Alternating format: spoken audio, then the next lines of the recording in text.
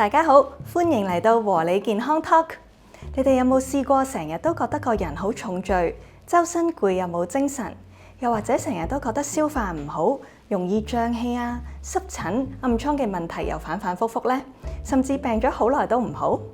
其實呢一啲嘅問題好多時都係同一個原因有關，就係濕氣啦。濕氣咧喺中醫嚟講係一種邪氣。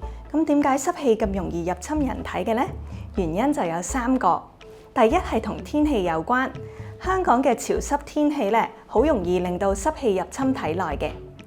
第二係同飲食習慣有關，食得太多生冷嘢啊、甜嘢、肥膩嘢，都會導致到身體生濕嘅。而第三就係同運動習慣有關啦。如果平時你喐得少嘅話，氣血運行就會不暢，濕氣就更加容易堆積喺身體裡面啦。記住，濕氣一重，百病叢生。濕氣唔去嘅話咧，就病難痊癒咯。喺中醫嘅角度，去濕係需要健脾化濕、和胃排毒。除此之外咧，平時嘅生活習慣都好重要㗎。